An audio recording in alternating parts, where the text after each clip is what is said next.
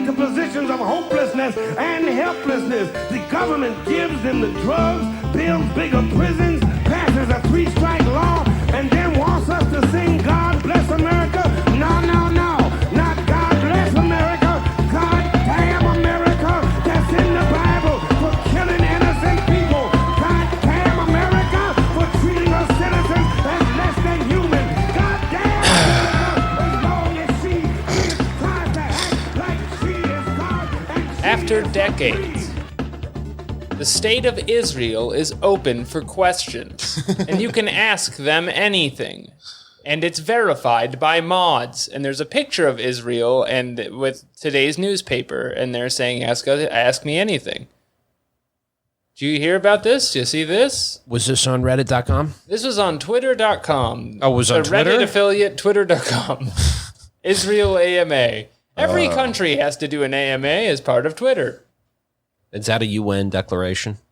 Yeah, it's in the Geneva Conventions under the upvote law accords. Yeah, if you could ask Israel one question, what would it be? Why? You can tell me. You would just say why. What's your body count, Israel? Yeah, that's a great question, actually. And then it would be like a kiss and tell thing. Like, Yeah. you don't kiss and tell. They'd probably say that. I'm a Zoomer, and when I say body count, I'm asking how many other states that you have had sex with. But Oh my God. Israel might accidentally answer, we have murdered hundreds of thousands of people or something. Yeah, you never know with them. Their state's actual body count is they're monogamous with the United States. That's true. They're one true husbando. Yeah. We give them our love. The United States is kind of a polygamist in that way. It's true, but they're like our prized concubine. Yeah. Israel's our bottom bitch. Absolutely. We're pimping around the world with our big fat cane. She's the one who's there to scare the other states into staying in line. Uncle Sam is kind of dressed like a pimp. Yeah. You ever think the about cane, the top hat, the beard? Right. He's basically a big 1970s walking around Times Square yelling at you. I want you to get back in your bedroom. Yeah. Is he designed that way? Because that's what was that? Like I want to say it was like a World War I propaganda thing, Uncle Sam originally, but does he go back before that? Because he's a pimp. Were guys looking like that? Pimp. That's what guys looked like. That's what people dressed like at the time. It was very common. Yeah. They had those tall legs. Legs used to be 6 feet high by themselves, and then bodies were normal size, and that's just how it was. I mean, if I'm not mistaken, the artist had an actual Uncle Sam, and that's who he named it after. I don't think he wore the Stars I and couldn't Stripes say getup, either but- way. I couldn't say either way, but it sounds right when you say it, and it registers with me in a real way. A lot weirder if you didn't. There are so many people asking Israel about the number of children they've killed on here. I would probably just break the tension, ask a question about hummus, ask about SodaStream. Yeah. I mean, this thread has to just be like nonstop insanity, right? Well, it's all sides just going off. So there's like some people who are like, why are you so great? Yeah. The Libertarian Party of New Hampshire. There's a lot of like Epstein questions. There's questions about an American ship that was attacked. Like there's lots of right wingers in here too. There are people claiming the Holocaust is made up, as if the state of Israel is going to be like, "Yep, it was." I said you could ask anything. That counts. I mean, that's kind of a genius deflection, though. No, because they know there's going to be those cranks, so they can just like, this is what our critics are like. I wouldn't have done the AMA if I were the government of Israel, but it's like being funny, kind of. This is weird. Somebody asked, "What are 3 things that have made you such a powerful country?" And Israel responds, brains, brawn, beauty. Oh, cheeky, the state of Israel. the beautiful women. Funny that you're saying that. What the fuck? Lots of people asking about the USS Liberty. When will you leave stolen Palestinian land? They didn't answer that one. Yeah, they're just not answering any of the ones about Palestine. What? Again, it's just like you didn't have to do Ask Me Anything Tuesday on a different website where it doesn't exist to begin with. I mean, there's some kid who is compulsively or has been compelled to serve in the IDF, and like this is their job instead of like driving a tank or something like that. So they're under a lot of pressure to come up with some content. Right, they have to project deadly force into the content sphere. Oh yeah, someone just got this job in the lottery that day. Yeah, that makes a lot of sense. Ask me anything. It's probably one of the beautiful ladies they always have in their Israel Instagram posts. There's this one guy who just says, "I'm so excited, I don't know what to ask. Love from Azerbaijan, we're brother." And then a picture of the Azerbaijan flag and the Israeli flag. And I think that's what they were looking for. They were just looking for just like, "We are brother." And then they respond, "We love you." And that's not a question or an answer to anything. Almost like that guy is not real, would be my guess. Do you think so? Do you think this is just like a LAN party the Israeli embassy's having? Yeah, I think they're just talking to each other. Yeah, I think that's my guess would be that's a fake account. Could be wrong. Oh my God. Somebody said, "What are the most important tenets of Judaism?" And then Israel responded, "Eat, pray, love, eat." They put "eat" again a second time. You gotta feed them because they like to eat. They're growing. The people of Israel are all growing. Israelis are growing and they're young. Is Israel a democracy or religion state? How liberal is Israel? Israel responds, Israel is a Jewish state and a democracy. Oh, good. Good you cleared that up. Some said you can't have it all. Have you seen their pizza? I have not seen it looks Israeli really pizza. bad. It's pretty Let's get disgusting. that up. Someone said, "What's your Snap?" And then Israel said, "What's your MySpace?" What does that mean? What does that mean? Well, I think they were asking for your Snapchat. Oh, yeah. Well, I mean, I get They that, wanted but to what send, they asked about? they wanted to send nudes to Israel and have them deleted. Oh, I get it. I got Israeli pizza up here. It looks very much bread heavy. Very like pita bread plus some cheese kind of thing happening. That sucks. There's a hard-boiled egg Oh, God. on two of these. Well, that was a bit of an overreation, I think. I mean, I don't like Israel either. I hate. That's It's the way they did it. Why did you do that? I hate hard-boiled eggs. Really? They're disgusting. Yeah. To me, Oh, I feel right. like if an alien took a shit, that's what a hard-boiled egg I've is. heard you say this before. That's so weird that that's where your brain goes with hard-boiled eggs. Yeah, they're If freakish. aliens They're shit slimy and hard-boiled smelly. eggs, then they would be the most nutritious animals ever to exist, and we would have to be friends with them. Chickens kind of shit out eggs. Yeah. Well, they don't really shit them out, though, do they? They give lovely birth to those eggs. Well, they have a cloaca, so it's kind of the same Oh. hole. Who's got you there? God damn it, I got fucking owned them. Yeah, you got owned with facts and logic, Egg bitch. podcast. It is, yeah. So it's cloaca refuse. Ask as Israel about this. I mean, I like eggs in Ask- other form, but it's I want to ask, but the AMA is, like 8 days old to now? put that I don't know, on I feel pizza. like- Even if you like hard-boiled eggs, that's. if I ask Israel a question now, are they going to think is I'm weird. chuggy? yeah. I mean, depends on how old the kid running this account is. I don't want Israel to say that I'm soy or whatever. I don't think I could handle that. If you give birth... Okay, so the question is, if you give birth to an egg out of a cloaca, is that shitting? I mean, come on, this is. And send. You sent that to Israel? Uh-huh. They're probably not going to respond immediately. So It's we'll, 10 days old.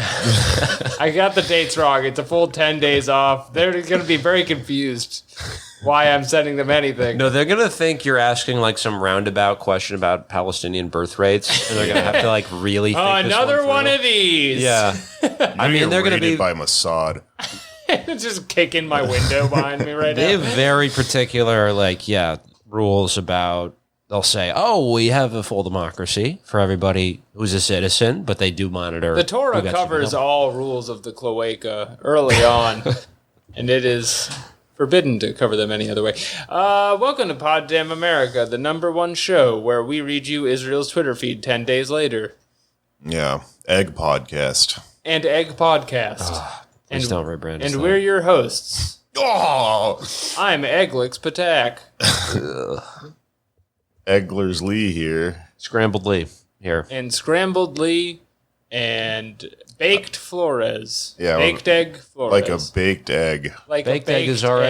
egg. The dish know what's we are all familiar with. The worst thing about the hard-boiled egg I think is it's real. because the yolk, the hard yolk, is to me really disgusting. The chalkiness and it smells bad. But what's terrible is when it gets that gray ring between that's the best yolk. part.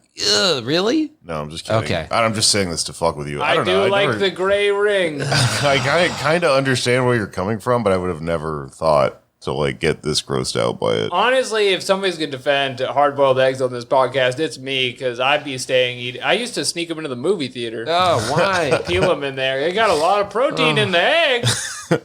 What about a deviled egg? As long as nobody's That's smelling still it. gross. Deviled eggs are yummy because they have the like mustard and stuff on. They have the Yes, flavors That's on it. basically what it is, right? It's just a hard-boiled egg with paprika In and the mustard. darkness of a movie theater, you can't sneak a deviled egg because you're going to get mustard all over your hands.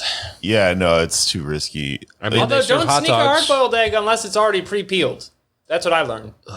Okay. Wait, what? If you peel it pre-peel it? beforehand and then put it in a hard container so it's not crushed, then you will be able to enjoy your protein snack in the movie theater. Oh. If you leave the shell on, you're going to be in a black room trying to get all of the shell off of an egg, and everyone's going to be like listening to it. During a quiet part of the movie, you could just hear like. Meanwhile, Godzilla, King of All Monsters is playing. I think we're gonna make Anders throw up. We got to stop talking about eggs. New Patreon goal. Look at him. He's like rubbing his eyes. Make Anders yearn It's already happened behind Patreon. by talking about eggs. Yes. Wait, no, was that on this podcast? Yeah. Okay. Well, yes, joint bowling out super. Was that? I don't think that was a crossover episode. Yes, that it was was. just about. This is a deep cut, but have you ever done a crossover episode? yeah, this is many years ago. But we It did, was. and I We threw up at watched the an end. anime on Karl Marx Oh, right. for an extended period of time, and well, it ended with Anders throwing up. At the end of the anime, he eats hard-boiled eggs. Is he And really? No. It's really structureless. just had- They have a different approach to storytelling. I did the old. I made a mistake, and I had kratom and then ate. And you're supposed to do it the other way around. It's a kind of common mistake at the time, but that's neither here nor there. What's here is the events of the week. Have you seen these? Remember when we were like sitting down, like, all right, what news events should we talk about this week? And then we just got off on eggs for like 10 minutes. Yeah, I wrote down pelicans, and we decided we had nothing to say about those, and so instead we spoke about eggs. Is there a mini pool in the Pelican Beak? That's what we were discussing earlier today. A mini pool? Yeah, that's what I Anders was always thought. arguing that a pelican's beak is so deep so that it can scoop up a fish alive and transport it. Yeah, which it's like a sensory deprivation tank for a fish. No, that's a cartoon logic. Okay. I know. You're doing. Well, you said storks. I said storks have a safe beak that they can carry a baby in, and so the a stork pelican just a briefcase could pelican? be called a stork. No, you got it all wrong. Okay, in cartoons, yes, pelican has a big dumpster of a beak thing.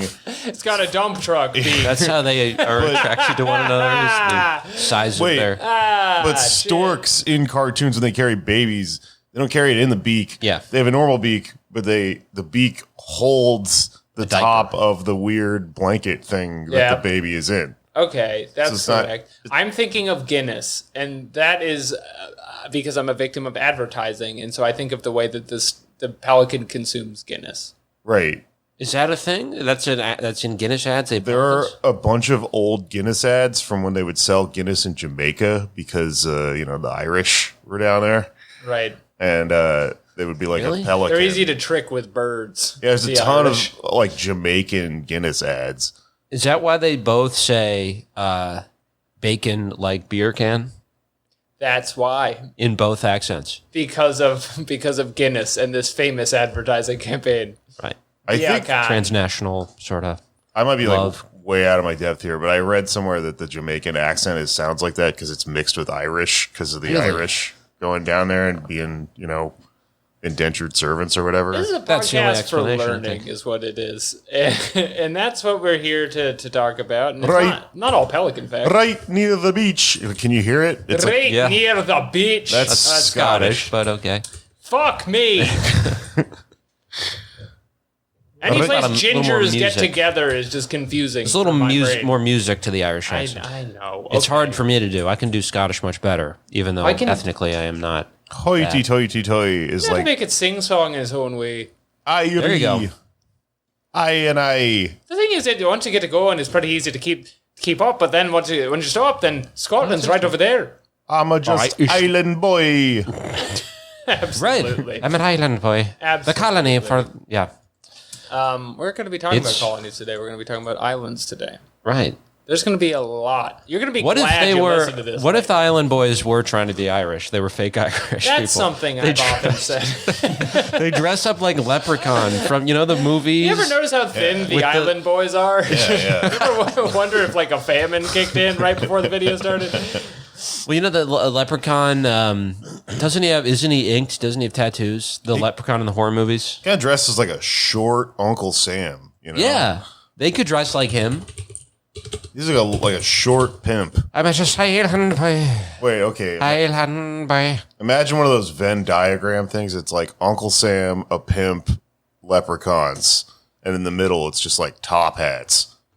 There you go. Oh, yes. Island boys with top hats. Two strong hands shaking over top hats. I guess the problem I'm realizing is I think we've discussed this, the actual island boys from that video, they have a medicinal thing where they stare at the sun and it helps them with awakening their soul and stuff. It's not a medicinal thing. They made that up. They think it's medicinal, yeah. And if you are They have to do that. And if for you're- health reasons. if you're actually Irish, that will kill you. So Right. it doesn't work. You'll burn alive like a ghost. yeah. Like a vampire leaving the house. Well, If you're Irish, you have to stare at a rainbow. Staring at the bow. Yeah. There you go.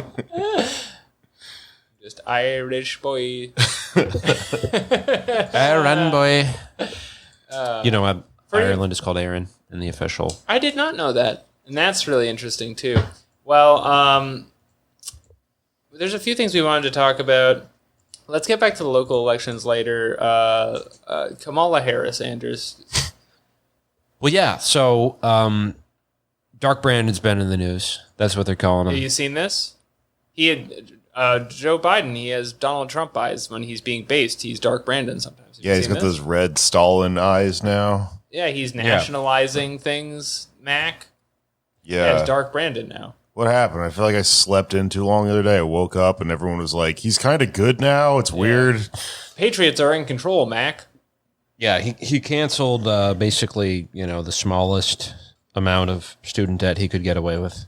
And, Well, what's making him Dark Brandon is how upset it's made Republicans. So Right. It's not the act itself. We're judging purely based on the screamo-meter, like it's a hockey game. Yeah. it's its own reward, I suppose. He's But set a really easy bar for himself to jump over by being like, Republicans are my friend for like the first Right. year or whatever of his We need presidency. a strong Republican Party. Meghan McCain is my daughter now, stuff like that. Yeah, so the fact that he's now like, actually they're bad, everyone's like, holy shit, dude. Yeah, he'll serve them the tea at like the press meetings or whatever. And so they give him laser eyes because it's pretty much what he has. yeah, I mean, what I think is true is we have not had in any of our lifetimes a president who's actually doing anything that's like tangibly improving anybody's It's a remarkable instance conditions. of things. Yeah. There aren't usually things like this. Right, because Clinton was making things worse slightly less than the Republicans would have and taking credit for that. Like, hated to do it, but it would have been way worse if Bob Dole was in there. And then Obama was basically, a lame duck president, and the things that he would do were just so small and incremental that they just were not noticeable. And here it's like slightly noticeable to some people. Well, I mean, which none is- of those presidents gave anybody money directly in a way Yeah. that this kind of crosses the boundary for. Fellas, the bar is in the basement. But anyway, so he's been The White House Twitter account has been exposing or just quote tweeting Republicans who are criticizing the very small student debt relief by pointing out their PPP loans, which have been expired, which is kind of like, it's fun, but it's also like that really does pale in comparison. The scraps you're throwing to, people who aren't billionaires are just so small compared to what Marjorie Taylor Greene is getting. Yeah, she had $185,000 in PPP loans forgiven. Jesus. Something along those lines? Yeah. And we're only canceling $10,000 worth of debt. I think it's slightly more if you're a Pell Grant recipient, but she spent it all on Patreons to podcasts and stuff. Did you see that thing where somebody asked Mr. Dark Brandon this week about Marjorie Taylor Greene, and he went like, yeah, what is she like, the one that believes in some weird shit or something? Like, he was trying to say QAnon. He like me for real. he forgot what that was. He's an extremely relatable president. That's never been our problem with him. He is very much like I wasn't even supposed to be here today kind of guy to be the leader of America. But yeah, he immediately just pivoted into anyway. Yeah. What's her concern? But Pell Grants, that was a big thing for Kamala Harris's campaign. She was going to do all sorts of nice things for Pell Grant recipients, give them like some student debt relief. This is kind of her plan from like 2019. Right. It was like this very, very specific relief program for Pell Grant recipients. Pell Grant recipients receive more money. Pell-ikins receive a Guinness. Government program, folk. Pell Grant is when the government gives you a bunch of fish to keep in your mouth. To keep them alive so you can transport them around. Yeah. I can only assume. Can't fact check this stuff. It's very obscure. Ask Israel about it. She is nowhere to be found right now. Dear Israel, is a Pell Grant when you give fish to a man? But it's alive due to your unique mouth. It's just like, what? Teach a man to fish. That's what they're going to fish. Okay. All right. Okay. Kamala Harris. Well, yeah. So she's, you would think his protege, his vice president, would be there for this to sort of try and absorb some of the credit, some of the good vibes, the dark vibes. Oh, and by the way, the White House. Some of the dark vibes. The White House Twitter account, that was, you remember how New Jersey, the state's Twitter account would kind of go wild and out and have some fun dunks on neighboring states and they stuff. Go and everyone's like, what's going on? Mode sometimes. Yeah. Their social media person is now working for the White House, which explains a lot. But Kamala Harris, who seems to not be on social media right now, she's kind of taking a back seat. She is in a state and visiting and going on a little vacation. Interesting. A state, huh? The state of Hawaii. Okay. She is just this time chilling there, and she's, staying out of the limelight. And she was actually confronted by some 8th graders who asked her about a little place called Red Hill, which we're going to talk about now.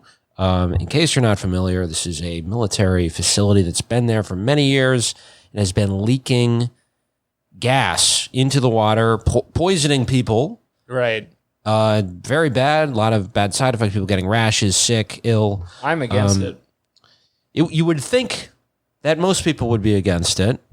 I don't know that anybody's for it in terms of the leaking, but there are people who are kind of waffling on it, and Kamala Harris is kind of one of them. She just was like, keep it up, keep being... This is interesting. She's never waffled before.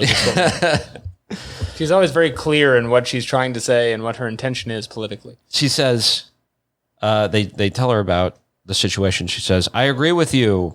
We need to handle that. It's a very big issue. And then encourages... That's what I'm saying. She says, and this is the quote from the article, and maybe it's a misquote, maybe they forgot a word, or maybe she did, but she says she encourages them to continue to active and lead. She got to do. A young person. So Good thing she inspiring words from the vice president of the country. She could have said anything. She could have said, please do not be active and lead. Follow. Do you think Biden's just rubbing off on her? She just talks like him now? It's like a gas leak being in a room with that guy.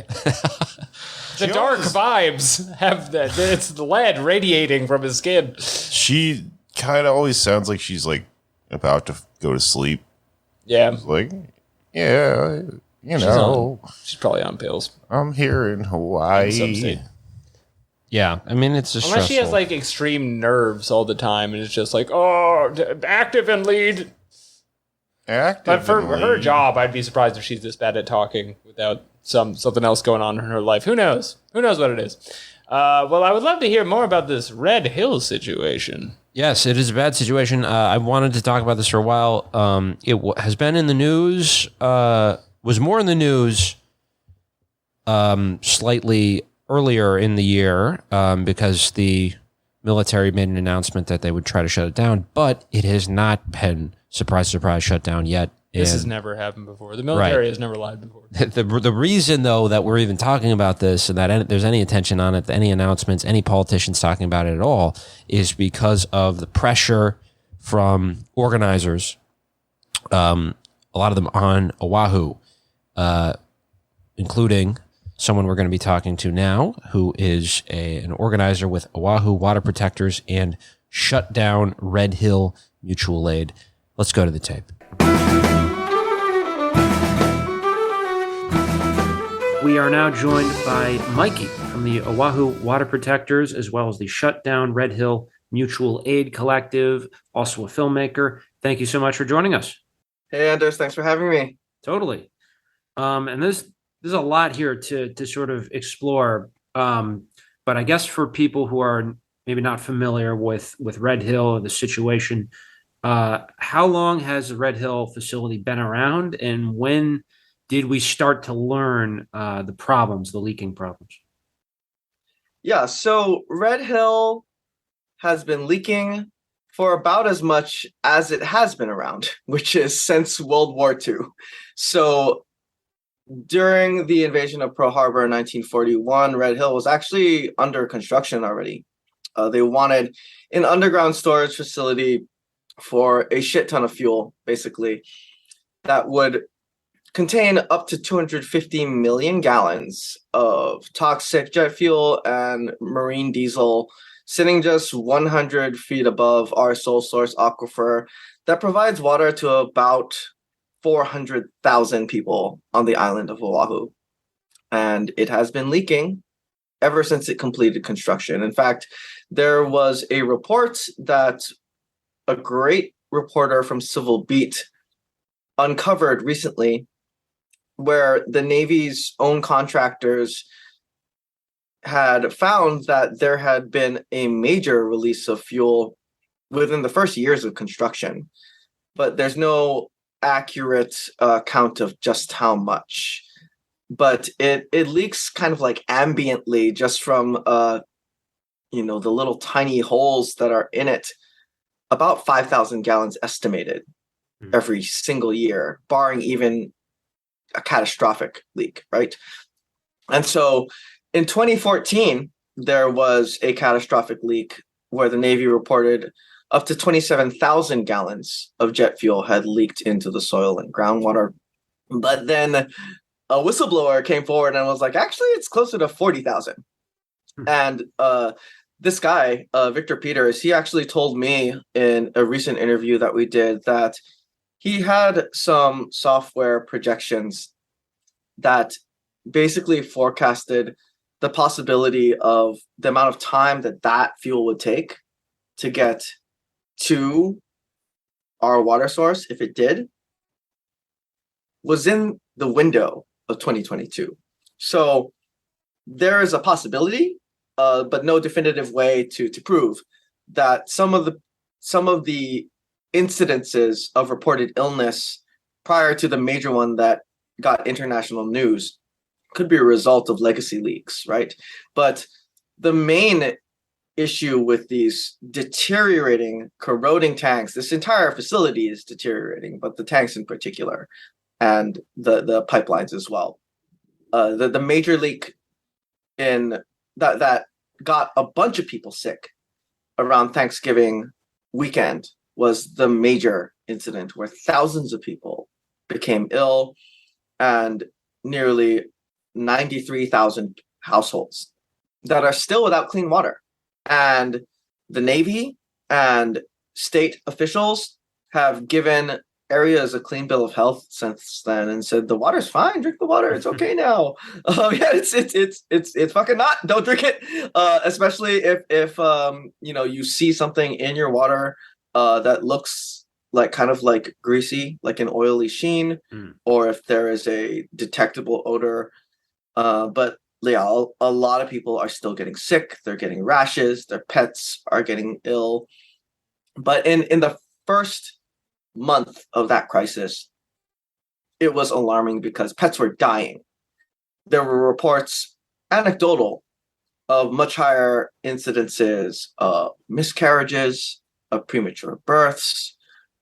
Babies were breaking out in these terrible rashes, and it's harrowing to like see photos of mothers having to take of their own children's rashes, and constant crying and diarrhea and vomiting.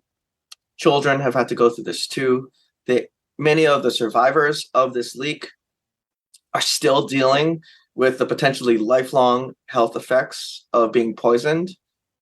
And the Navy is taking practically zero accountability for any of this. They gaslit, their own service people and civilians. Both figuratively and literally in this case, right?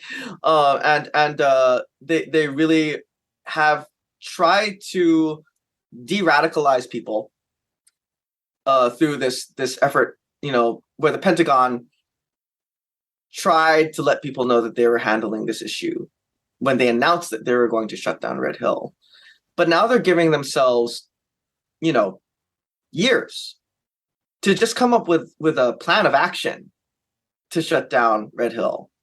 And we think in the Oahu Water Protectors that this is just another of many stall tactics over the years. And they are hoping that people will probably just stop paying attention to the point where it's like a couple of years from now, they'll be like, hey, we fixed Red Hill just like we said we would. We don't even have to close it anymore. Hell, we don't even have to fucking defuel it, right? So, they've done stuff like this before. After the 2014 leaks, there was this administrative order of consent, or as they call it, the AOC.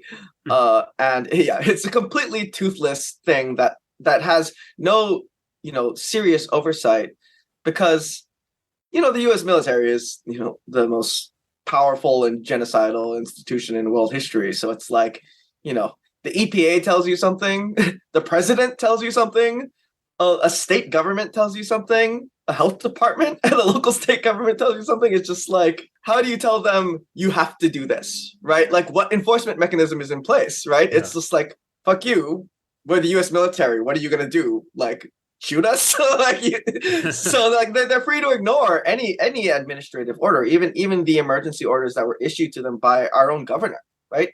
And this is where it gets kind of darkly hilarious and just kind of like really speaks to kind of the mind-boggling insanity that is kind of the logic of U.S. empire, right? Where the Secretary of the Navy, he comes here pretending to be concerned, pretending to care about the families, pretending to care about the people of Hawaii and Oahu in particular. And then in his first major press conference, he's asked like, will you consider and will you follow the governor's and the Department of Health's emergency order? And he's like, I see it more as a request. And it's like, it's literally called an order, an emergency order.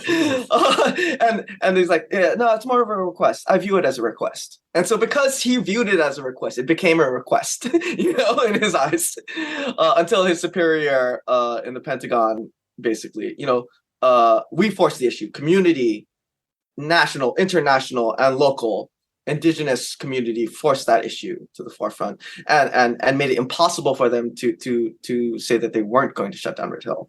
But one more thing that he said in that interview that was so telling was when he was asked, like, about mission readiness always being a primary concern. A reporter asked him, like, don't you think that, like, contaminated water might affect mission readiness for the troops? And he said, it's not the fuel itself that's making them sick. It's the fuel in the water that's making them sick. And yeah, it's just kind of galaxy brain shit that you can only like kind of like wonder, like, how do you get this way where that is something that you think makes sense to anyone, right? But I think this is kind of the logic of capital, where once you understand this entire different universe of logic that's used to justify capital accumulation, where you basically equate capital with life itself, right? Where we compare things like something as life-giving as water on the same or actually lesser importance than that of fuel and capital accumulation. And what you get is it even changes our idioms, right? Capital flows, income streams, liquid assets, to the point where we just equate money with life.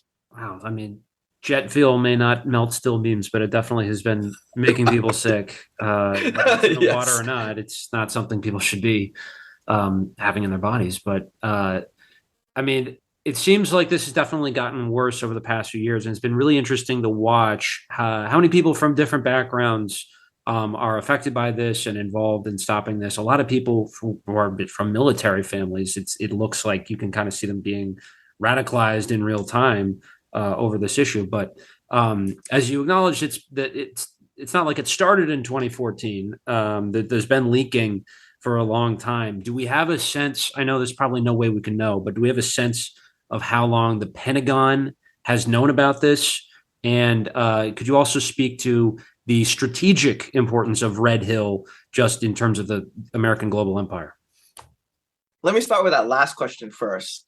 The purpose of the Red Hill facility is for a world war. There is no other reason to have 250 million gallons of fuel stored in an underground facility except for a world war. And they admitted that to us in a guided tour that one of our members in Oahu Water Protectors was able to broker. So we actually recently visited Red Hill for the first and probably last time for us. And it was terrifying. You could smell fuel in the air before you even went into the facility, and you could definitely smell it when you stepped in. And who conducted the tour, if I may ask? It was a Navy official whose job it is to basically do propaganda tours like this.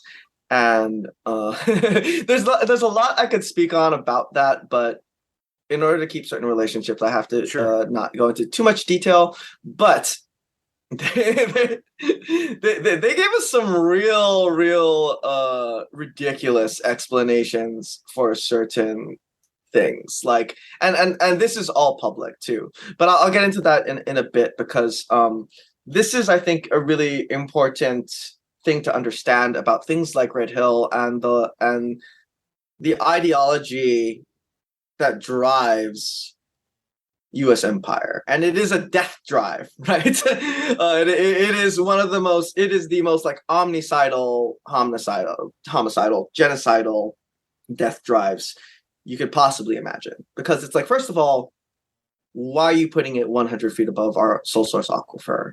Why are you not spending nearly a fraction of the money to like build a new airport hangar as you are in maintaining this facility that sits above our sole source aquifer, our primary source of water on this island?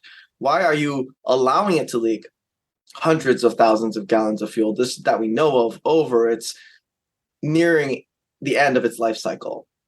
Why are you covering things up even when it's poisoning your own service people? And just imagine what they're doing to people who are not their service people, right? All around the world, let alone in illegally occupied Hawaii. And you really kind of find an answer in the very rationale behind the existence of Red Hill in the first place, right? Because when you think about it, it doesn't even make any sense. Because if we are ever in World War III, it's not going to be fought at that scale with tankers and ships. And the Navy as a concept in many military and defense strategy circles is starting to be considered kind of obsolete in various ways, right? So because, like their air defense and hypersonic missile technology is developing to such a degree where, a battleship won't do shit. There's no way to defend against a hypersonic missile from a carrier, I think, except for advanced weapons technology that I think the U.S. is quite actually far behind on. Because despite the fact that the U.S. spends orders of magnitude more than any other country, it's all grift and make work. The military industrial complex is designed to just spread, like a bajillion different parts for a single plane or a single tank to 48 different states, just to make work and to justify their existence in every state's economies, local economies. So efficiency and keeping up to date with technology to face a modern war is not the actual priority. It's just profit. And so going back to Red Hill, is like, we're not going to need Red Hill. We never needed Red Hill, because if we get to a world war, what we're going to have is thermonuclear holocaust. We're not going to have an extended air and water battle, right? Mm-hmm. That is the end of humanity. Yeah. So even when you need Red Hill, you're not going to need Red Hill. and here's the other thing. Is like, I asked a pointed question on the ride back that I made sure to get a direct answer to. And I asked them, like, so how often do you actually use Red Hill to fuel anything that's in Pearl Harbor? Because the pipelines from the Red Hill facility on Kapukaki, the actual Hawaiian place name of Red Hill, it flows down. It uses the force of gravity. This is why they call it an engineering marvel, because, it takes, energy to pump things up, takes energy to pump things, horizontally, and you can just use the force of gravity, which takes much less energy and time to send that fuel down to the harbor, which is place name is Pu'uloa, not Pearl Harbor. It used to be, the reason that's called Pearl Harbor is because it was so flush with pearl oysters. It was the breadbasket of the entire island. But as soon as the Navy got to it and had access to it, they basically turned it into a cluster of Superfund sites. And what was once one of the most plentiful areas on the planet is now one of the most contaminated sites on the planet. But going back to that, the reason that they don't use that facility is because, it's wartime reserve. But also, I wonder, like, is the reason they rarely ever use it is because it's too dangerous, right? Are the pipelines too corroded? Victor Peters, the whistleblower, told me that when he was working there decades ago, it is literally in the aquifer, right? They just dug out a massive hole in Kapukaki in the 1940s with a single-lined tanks where you can't even have a gas station unless it's double-lined if you're going to have underground storage tank. These are single-lined. Some of the areas have corroded to like the thickness of like a slipper. They can't even fill it to the top anymore because of closer exposure to like air. It's too corroded at the top even to fill any of the tanks, I think, to the top anymore. So it can't even hold its carrying capacity that is stated at 250 million gallons. So it is, I think it might be so on its last legs that they don't actually use it that much specifically for that reason. Victor Peters basically said that when they were managing the facility and overseeing a lot of the operations, because it's in an aquifer, it's always raining because that's what an aquifer does. And the reason Hawaii has some of the cleanest water is because of this porous lava rock where the water percolates for years. Basically a natural, amazing filter like none other before it gets to our taps, right? And but as a result, when it rains through the entire mountain, right? So when you've carved something into that mountain, what's going to happen, right? All of that rain is just going to come through into the tunnel and fall directly on these pipes. And these are old pipes, right? So they're not waterproofed in the way that, you know, modern systems are, and they corrode just from exposure to rainwater. So what Victor told me is they had to buy corrugated roofing, like the ones you see on like old shacks, like tin roofing, to put over the pipes so that they wouldn't corrode as rapidly as they were. Like, this is what the US military, with their $1 trillion budgets, was doing to address issues like that. And when obviously that blew my mind, but it made sense. And Victor told me, like, there was always money, plenty of money for new projects. What there isn't ever any money for is day-to-day maintenance, because that's not what they're for. They're not to operate. They're to generate capital, right? So, I mean, he didn't say that part because he's not, you know, a communist. But this is one of the biggest problems in Hawaii that people who don't live here, who call themselves, you know, progressives, don't understand. Where you can have like a self-described climate hawk like Senator Brian Schatz, Right. Or, you know, an anti-Trump hero like Senator Mazie Hirono, beloved by progressives on the continental U.S. imperial core. But when you look at their campaign finances, right, they both took massive donations from a company formerly known as Navitec, which is like a mom and pop imperialist outfit that designs ship hulls, whose former CEO, was recently indicted for embezzling allegedly millions of dollars in PPP funds and misstating the amount of employees in his company in order to defraud the government of COVID relief money.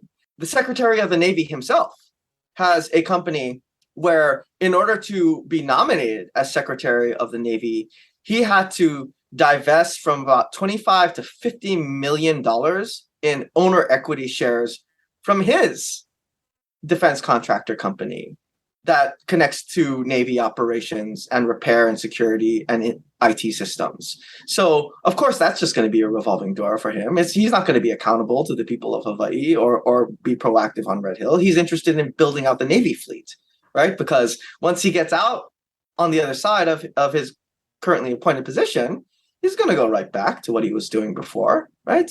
He doesn't give a shit about any of these families. So yeah, it's all just one big grift. And the people who claim to be the most proactive on the situation within politics are some of the most complicit, some of the people with the most blood on their hands. Like people like Schatz and Hirono, like they have taken tens of thousands of dollars, which is a lot of money in Hawaii politics, over the years from these ghouls like, you know, Northrop Grumman, Lockheed Martin, General Dynamics, Bay Systems, Raytheon, you name it. They have accepted money and appropriated billions of dollars for imperialist projects in the nation of Hawaii. And more people need to hold them accountable to that, because they did nothing, Right. next to nothing, when it came to Red Hill during the leaks in 2014. And now they're trying to take credit for shutting it down when it's not even shut down yet. And Schatz, he's somebody who, either he or one of his interns, very active on social media, on Twitter. You know, sometimes I wonder, like, when does he actually do his job? Because he's on Twitter all the time. And here's another thing is, like, it's so funny. Sorry to interrupt, but, like, I Googled, I Twitter searched the word Red Hill from his bajillion tweets, and never once does he actually say Red Hill on his most popular Twitter account until I called him out for it. And then I think the next day he announced that he was going to, with part of his delegation, congressional delegation, calling for the shutdown of Red Hill. And that was the first time he ever typed it. Oh, wow. So he went from zero to shut it down. Yeah, cyberbullying works sometimes. Yeah, and with Mazie Hirono too. She was one of the last holdouts. She usually always votes in lockstep with her congressional delegation. But she was holding back because Lockheed Martin is one of her biggest donors. And I think, I'm guessing that her retirement plans have something to do with consulting with them. That's just my guess, because she lobbies. She lobbies on back. She is completely in lockstep with the Chamber of Commerce that has this military affairs council that is very cozy with these defense contractors. In fact, the Military Affairs Council, which is an arm of Hawaii's Chamber of Commerce, which, if you look back far enough, every single one of the architects of the overthrow of Hawaii was a member of Chamber of Commerce. Really? And some of them were founding members. But anyway, like her pockets are just filled with blood money. But yeah, like the Military Affairs Council, after the leaks in Red Hill, they spent tens of thousands of dollars in DC lobbyists to make sure that nothing proactive was done about Red Hill. They killed bills and resolutions in city council, in local and state legislatures, in the Senate, to ensure that nothing proactive would be done about shutting down Red Hill, let alone even properly taking the steps necessary to repair it. And the main reason behind this was because our misrepresentatives in Congress were bought and paid for. So they claimed to be doing something about the problem when really they were taking money from the very people who were driving this problem to catastrophe. And here's the other thing I really want people to understand about kind of this end stage of capitalism that we're in, is there will always be a new frontier for capital accumulation until there's nothing, right? Or until we, as we say in Hawaii, huli the system revolution, right? And up and until that point, there will always be something.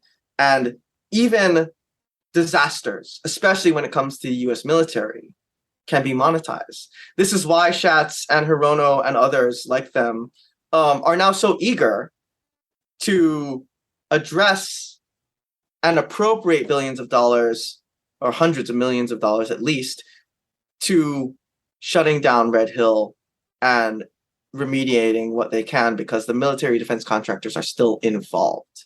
So once you can no longer profit off of these capitalist imperialist projects, you can monetize the rot. And that's going to be another stage in this problem, even after we get them to successfully defuel and decommission Red Hill. So yeah, now a lot of these institutions are saying, okay, yep, shut it down. We got to do that. Let's get right on that. But you know what? When we shut this down, we got to be really, really careful when we're doing this. We got to go slowly and gently and just do this in, it seems, as much time possible. Are they actually going to shut it down, or is this just a stalling tactic? Yeah, it's definitely a stalling tactic. And it's also hilarious because they basically did this full 180 where they lied to the public. Many of the members of Oahu Water Protectors have been on this issue for much longer than I have. Some as early as 2014, some even earlier. And that's, like almost a decade of organizing around this, calling for the shutdown of Red Hill. And it fell on deaf ears. And they were considered like, pennies, when in reality they were Cassandras saying that Troy would fall. They were sending out so many warnings. Engineers, environmental scientists, Kanaka Maoli, advocates for the land, for the water, anti-imperialist organizers like Hawaii Peace and Justice, and members within Sierra Club even, and just other Hawaiian-led organizations. They warned about it for years. Some people had warned about it for decades, and they ignored them and said, even up to late 2021, it's fine. What are you talking about? We got it under control. We're the U.S. military. Well, we wouldn't do that. Why don't you think we have this under control? It's fine. It's completely safe. There was this assistant secretary of the Navy who testified during a contested case hearing, and he was put on the spot by this amazing lawyer, David Henkin, from Earth Justice. And he was asked, can you tell me what's more important for life? Is it fuel or is it water? and he wouldn't definitively weigh in on that. He called it like a false premise and said, like, sometimes you need fuel and sometimes you need water. It's just more galaxy brain shit, right? So they then did this complete flip, and they're like, you know what? Actually, you guys were right. This facility is in its end of life phase. It is deteriorating. It is so dangerous, just like you said. In fact, you guys were so right that we can't defuel Red Hill right now because of how right you guys were, So now it's like what? So they're talking from both ends of their mouth, right? It's like, we were never wrong. We have this under control. Also, you were right, and we totally do not have this under control, and that's why it's going to take forever to defuel it. And they're going to switch back as soon as it becomes convenient for them. And this is why organizing is central to, an organization and to the movement.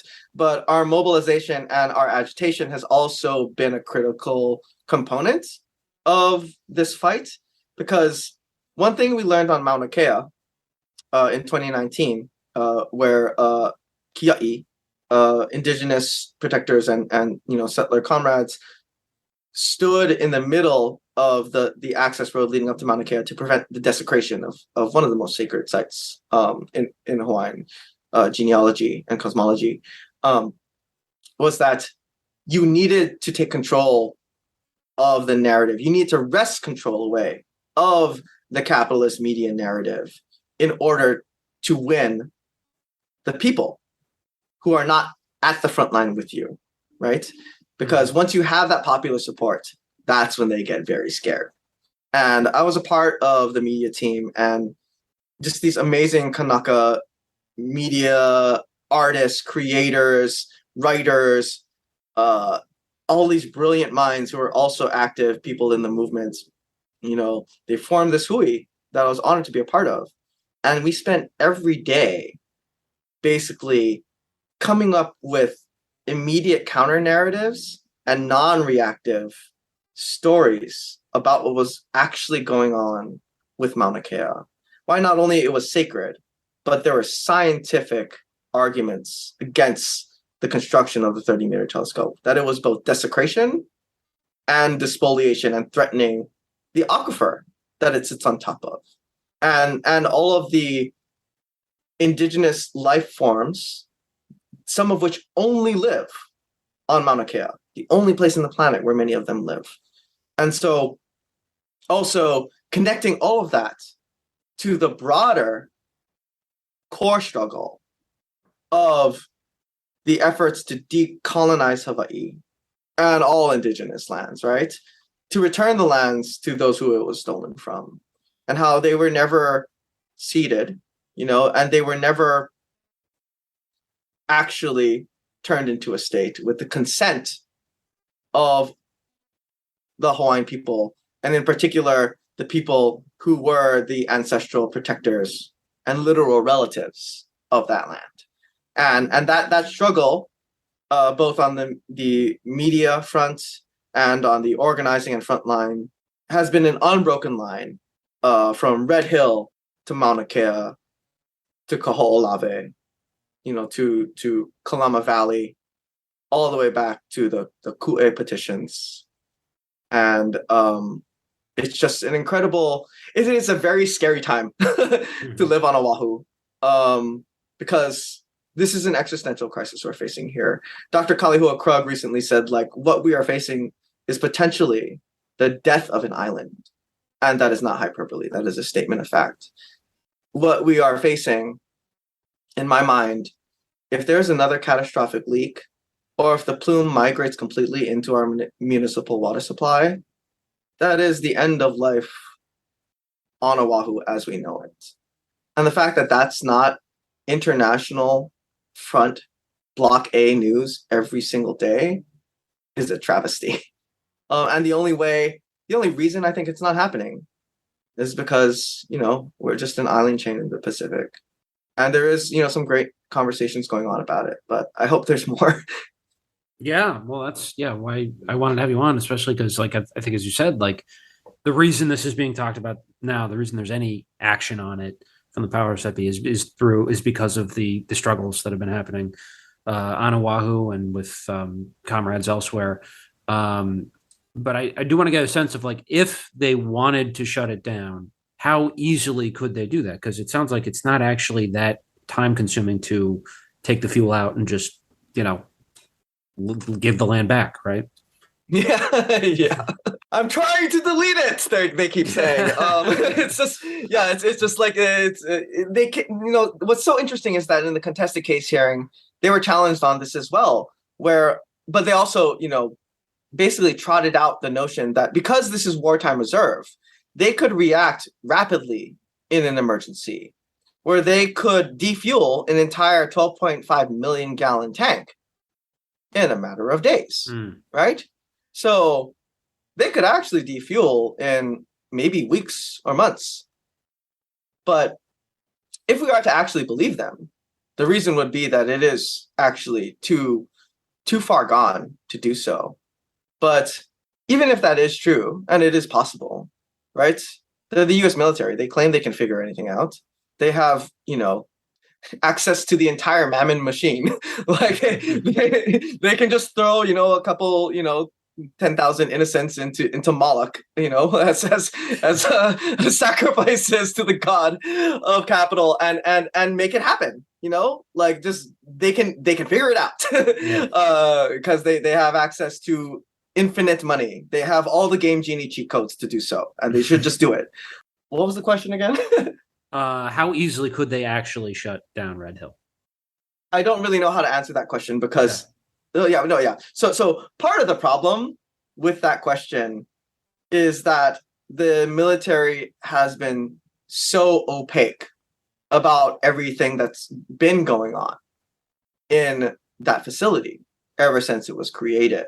And they have been the opposite of transparent even after thousands of their own service people were poisoned and are now demanding accountability and information about what's happening to them and to their families and to their babies and what's happening to their water.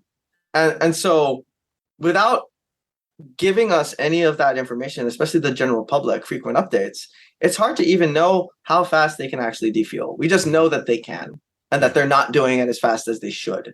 And because this is a ticking time bomb, right? As the Department of Health attorney ruled in the ruling in the contested case hearing, our time is very limited, right? It is, and this speaks to how Red Hill is not just a local environmental disaster. It is part of the broader climate crisis that has been exacerbated by the US military, the greatest polluter on the planet. And I think we need to understand all of these situations as part of a global terror campaign, primarily instigated by the United States and Western imperialist ruling class, who have planted ticking time bombs all over the earth that are set to go off in relatively close succession. And we're running out of time all over the world. And so what we need to do is not just defuel Red Hill as fast as possible and organize and build power, connecting union power and labor solidarity with international solidarity the way they used to so effectively prior to and through McCarthy era, and connect those contradictions under capitalism with indigenous right to self-determination, with ending policing in America, and justice for all of the legacy of the centuries of genocide that this entire country sits upon. And that's the only way we're going to ever get it together to actually be able to defuse these bombs. Right. One of the big takeaways from this for me was like, and this was in one of the segments I was watching, is that it's not just Red Hill, right? This is a really egregious example, but the Pentagon, which has been very successful at greenwashing this, especially lately, is I think a bigger polluter than most countries, right? It's a huge amount of carbon comes out of the Pentagon. There's so much waste that we don't even know about because it refuses to be audited. And if you actually want to reverse course on climate change, you have to do something about the Pentagon. What they've have done is they have people who are paid to study every little thing and say like that climate change is bad for quote unquote national security, so we should keep an eye on it. But they're not actually decarbonizing, and they can't decarbonize. It's baked into the system, right? Yeah, no, absolutely. And I've been working on this really exciting documentary with Empire Files, Abby Martin and Mike Preisner, and they were here recently for RIMPAC, which is the Rim of the Pacific Games that happens every 2 years in Hawaii, where the U.S. military basically invites all of their imperialist allies and some people they might want to ease tensions with or normalize relations with to just bomb the shit out of Hawaii's land and water. And it's another one of those best kept secrets. It's this empire hiding out in the open. And it was, next to Red Hill, one of the most batshit things I had ever witnessed. So yeah, they I think they invited about 26 countries this year.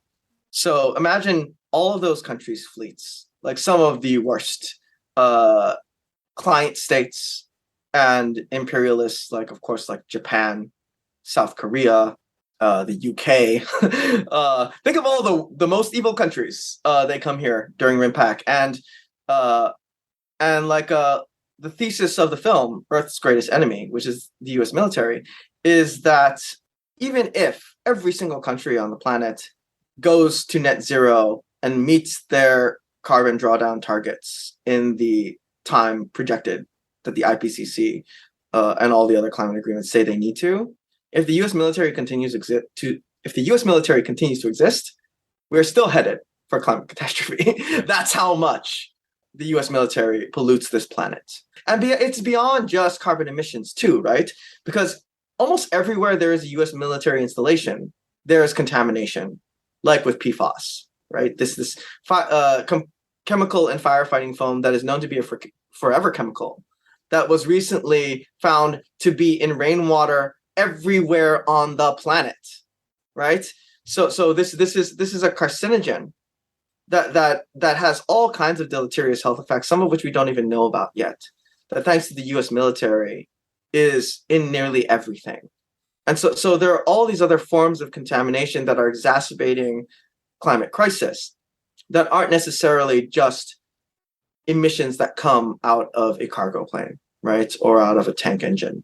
And so this is another thing that I think we need to keep in mind and understand, especially in our anti-imperialist organizing, is that it's not all just about power plants and fucking paper straws and like you said, greenwashing. It's about the existence of U.S. empire in general.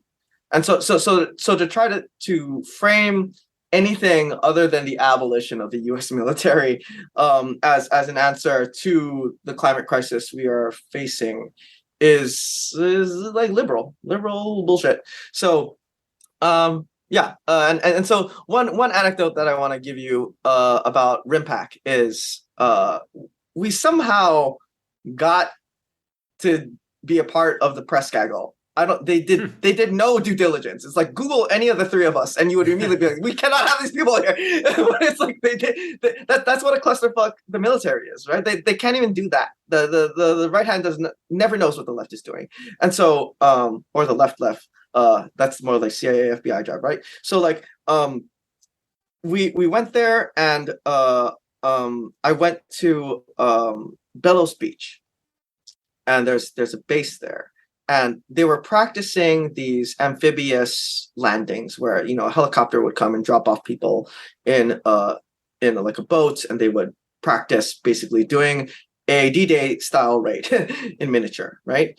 But then they took me to the home raids, the urban raids, and they put us in an armored vehicle, and we drove down Bellows Beach, which I've been to so many times ever since I was a child, and behind this barbed wire fence that was hidden with,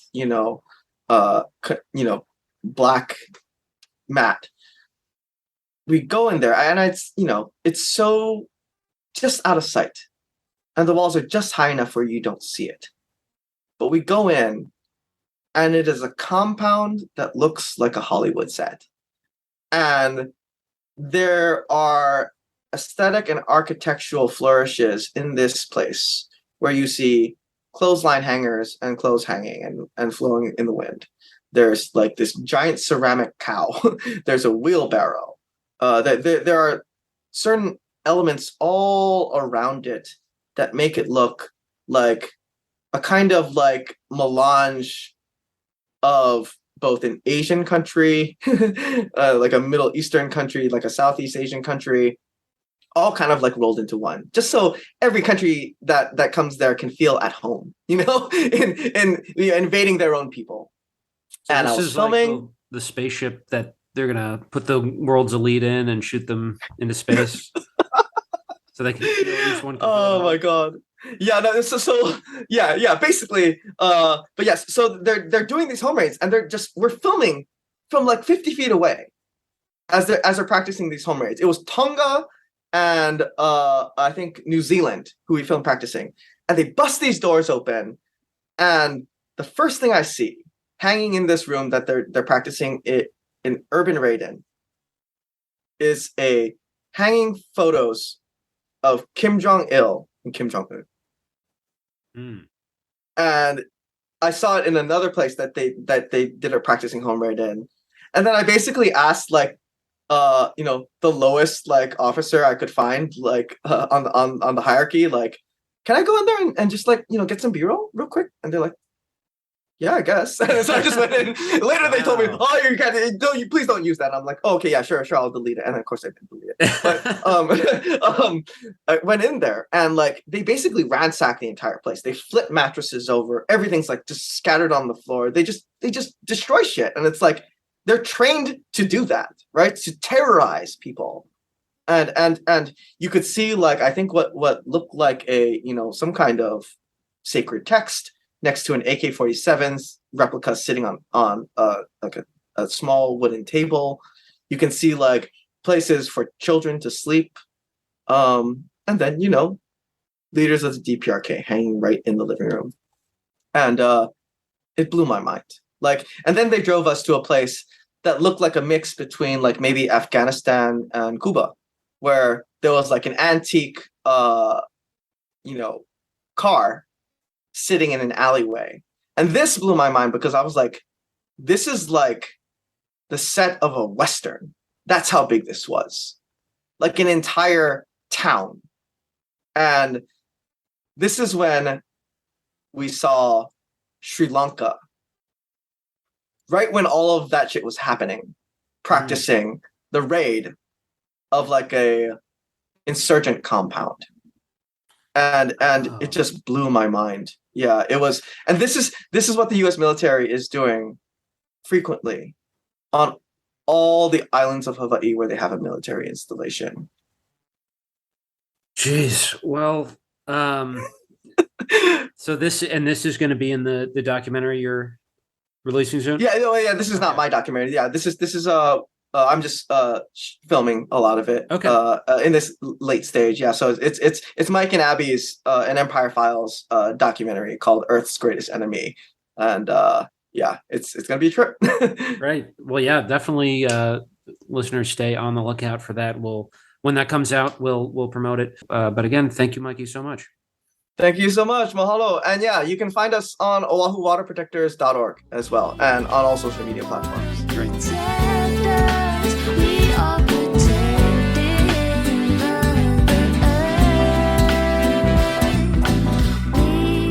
What an interview. Yes, that was Mikey. We'll link to that stuff in the show notes so you can lend a hand.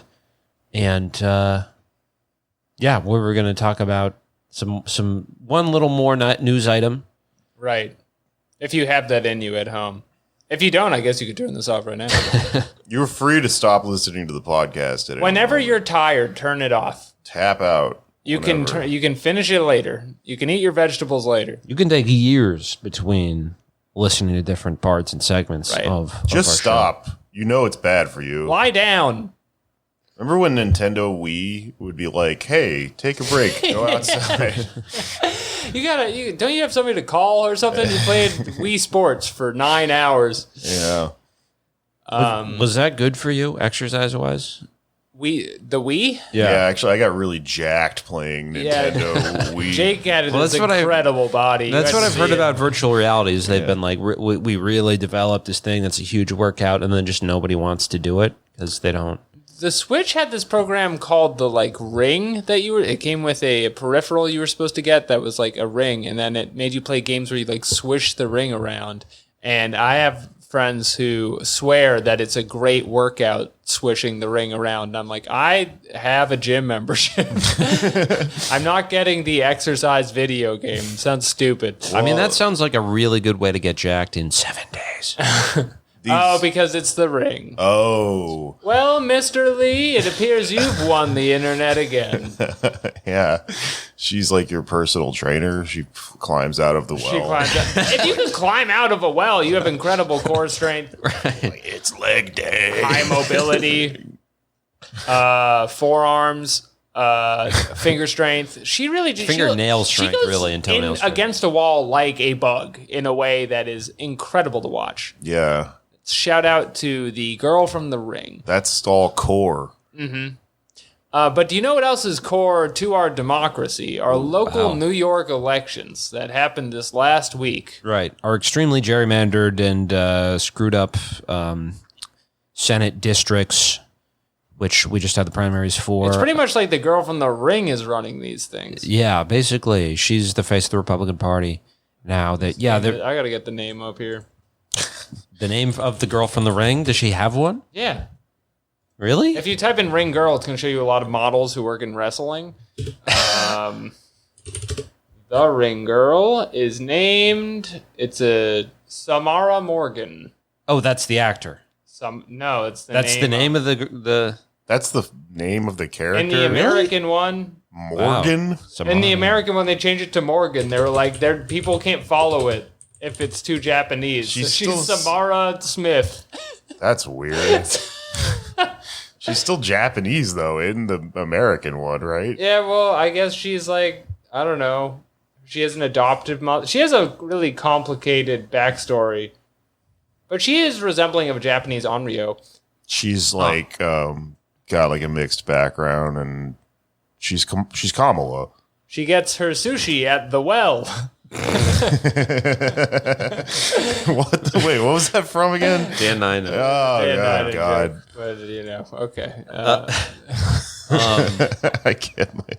Have I ever told the story about how when my friend's sister saw The Ring and we played prank on him? No. Have I not told you? So this is in like 2002 when The Ring came out. Okay.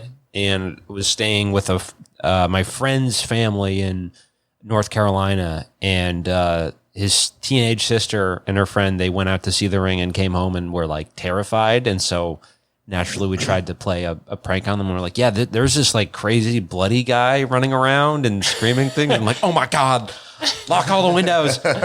And then after like 5 minutes, my friend was like, yeah, we fooled you. It was a joke. And I was like, come on, we could have kept them going for like another hour. They thought there was a Bloody bloody guy? Yeah, that's all we said. That was my favorite part is like, you don't know what's in this movie, but you're like, yeah, there's a bloody guy. There's a freak out there. We didn't know it. We hadn't seen it yet. He gives you a phone call. I don't know what happened. But we fooled them and they were mad at us. And then my friend I was like, we should have, kept it going longer. And my friend was like, well, we could just do it again.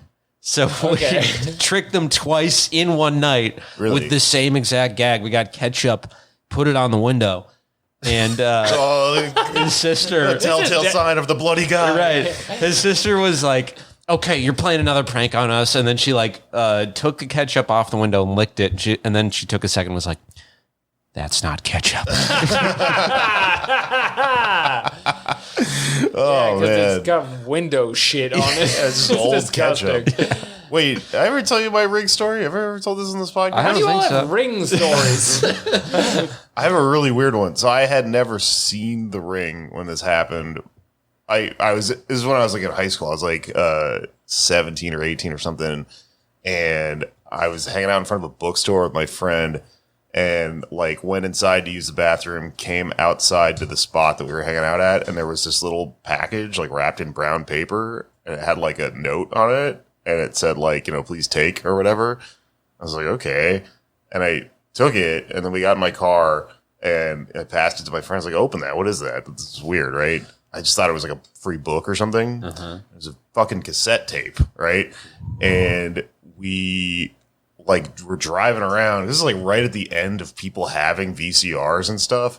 So I don't think I had one. So we had to like drive around and like find another friend of ours like had a VH, like a what do you call it? VCR. Right. So we found my friend Daniela, and we went into her place. We were like, we found this. Somebody like gave us this cassette tape. You mind if we play it like we use your VCR? So we put it in, and it was the tape from The Ring That Kills You. But I had never seen it. She had, so she started screaming. And like, the third guy, I can't remember if he'd seen it or not or whatever. But then we like figured out like what it was. And in the Did ring, you make a copy? I know. Hold on. The first thing that happened is I got a phone call, but I didn't know that you get a phone call in the movie. It was just somebody like trying to buy some weed or some shit, And so I pick up my phone and I answered it, and then she's like, "Oh my god!" Everyone's like, "Oh," And I didn't know that you start choking, but I have really bad allergies, so I was just like, "Oh," like I do that all the time. You hear it on the podcast. Yeah, I've heard you do that like, every what day. the fuck, Yeah. dude? All this shit just happened to happen, and then I kind of like figured out like, oh, okay, this is from the movie The Ring. Oh, this I've is heard about beat this. by beat the events of The Ring. So my friend, he was an orphan, and he really hated his grandmother that he lived with. So he took it home. He showed the tape to her immediately. It was like, I don't know, maybe it'll kill her, and like we like took it to school and stuff or whatever. It was like funny. It was legitimately unnerving, like because you're like, this is stupid, and then like the 7 days go by, and you're like, All right, though. okay, what's gonna happen on Monday or whatever. But I watched it enough times to where I caught there's like a frame at the end of the tape. If you pause it, then there was like a web address, like kind of in the corner of the screen. And I went to the web address, and it was really freaky because it said my name. It said like, click here if you want to find out what happened to Jake. Whoa. And I was like, what the fuck? And so then I clicked on this, clicked through this website, and eventually started to realize it was like a story that tied into The Ring about a character, and it just happened to have the same name as me. It was really weird. This is an extremely time-specific story where there's VCRs and a website you can go to. Yeah, just a website, not There a was social. 1 month this could have possibly taken place in 2001. It was viral marketing for the second Ring movie. Like, eventually, if you clicked through all of it, it's like, okay, there's a second movie coming out, and there was like a map of the United States, and it was like, pass the tape on to somebody else or whatever, and like freak them out too. Where did you find it again? You At a said this, bookstore in Houston where I lived. So this was a guerrilla marketing campaign. Yeah. Okay. It was really freaky, That's though. really cool, actually. Yeah, it was cool. And like, I just happened to have it just happened to be like a fake character that has my same name and shit. What happened to advertising in this country? We used to put unnamed VCRs in bookstores and hope a guy named Jake finds it and curses people. Yeah. Okay. Used to be a proper country, etc. So there was an election, and Yeah. some of our preferred candidates won, and then others did not. That's right. So the maps were, I think I've explained this before. Many of our listeners already know, but in case you don't, the state Senate maps were challenged by Republicans, and because the Democrats decided to nominate this idiot judge, the original maps got thrown out. They had to do new maps, and lo and behold, the guy I was helping out, David Alexis, the Senate district he was running in, the map was redrawn to be less favorable. So Park Slope was actually taken out. We would have put him in there, baby. We would have put him in there had it not been Slam for dunk. there was a spoiler candidate. Because everybody, when we talked about on the show about Nomiki Kontz, we were all worried about that she'd split the left-wing progressive vote. In Queens. Well, that district is Queens, Brooklyn, and Manhattan. It's a crazy big district, or it just stretches By the way, across. if any of the parts of these districts that touch Manhattan veer right dramatically. Yeah. That oddly enough, that is, or perhaps not oddly, this is actually, unless I'm mistaken, she's going to be the only DSA elected to represent any part of Manhattan. We're taking over. Yeah. We're approaching the island. Right. We're taking over Roosevelt Island. All of the music festivals are ours. But so actually that'd be tight to party in the tramway thing that goes across the. Have you ever been to Roosevelt Island? It's Yeah. fucking weird, man. I wish it was me. It looks like DLC content for Manhattan. Like, There's all kind of ice zombies walking around. Yeah. But anyway, so the real spoiler was I didn't even know about this person until a couple weeks ago. But there's this Keegan May Williams, I believe is her name, who's a lawyer running, also challenging the incumbent in Senate District 21. And she did not come close to winning, but she did peel off enough of the vote to where it looks like she cost David Alexis, our golden boy, the election. Because the incumbent, Kevin Parker, did not meet the 50% threshold. But that's all he needed was, I believe, 45. Listeners will remember like that. this is the guy who was throwing people down the stairs for 20 years. He has this the weird guy that like body slams people and shit. Doesn't fucking Untouchable. He Still in jumps. there. He stomped on one of his employees' glasses and then stomped on his own tie. He loves stomping on things and beating people up. He's like an angry horse. He did Yeah. this stone cold stunner to a mailman. But so the spoiler basically sent out these mailers that were like, David Alexis, he's got these nice sounding ideas, but he doesn't have the experience necessary and all this stuff that sort of presumed that he was a less viable candidate, which was actually the opposite of true. So it convinced enough people who are like, well, I definitely want Kevin Parker out. This Keegan person looks like she'll stand the better chance. Right. So It's hard to stay informed about local elections Yeah. for a lot of people. right. So that really sealed the deal there. But Kristen Gonzalez won. Jabari Bridgeport was reelected in my neck of the woods. So overall, a good night. And then, next time we'll do some more damage. Socialist still +1 at the end of the day. Yeah, But the so pick moral up. of the story is spoilers. Get rid of them. Get them early. They're a problem. Yeah. People were right about Ralph Nader, and Anders was wrong. I was gonna ask. I mean, with what you're saying about spoilers, is there any? I mean, does that, if we're gonna be consistent here, does that lend legitimacy to arguments about Bernie should have dropped out because he made everyone Susan Sarandon crazy? Well, Bernie's never been a spoiler. Yeah, He's only running primaries. Right. That's true. Yeah. I mean, if you ask Ralph Nader, he would say that in retrospect, he should have just run through the primary process. And if you're talking about Jill Stein, she will eventually become president and needs that initial momentum. So that is not Yeah. a spoiler. That's just the beginning of an empire. True. Right. She's the Mob Deeb. Yeah. She's a giant worm that will eventually rule us all. I mean, in fairness, I don't think he would still contest the spoiler thing, but I think it's a little different when we're talking about primaries, general elections, and also the stakes. Well, it's different when you have an actual progressive option and you're splitting that vote. And arguably in 2000, there was not one. So Yeah. Okay. that's what he would say. That's fair enough. All right. We've discussed all of our topics and the ring. Let's close out here. Anybody have anything to plug at the end of the show? For me, just the Red Hill stuff, which we'll link to in the show notes. Red Hill stuff in the show notes. I'm doing another monthly show, September 16th at Caveat. Come to that. Game Boys, I'll put the link in the notes. Follow me on Twitter at Attack Test Kitchen. Jake, do you have anything? No, I'm bartending for the entire summer because I'm trying to get rich $1 bill at a time. So go into every bar in New York and maybe eventually you'll run into me. I'm not going to tell you where it is because I don't want someone to come in and kill me at my job. Jake's plug is to find him. Just find me.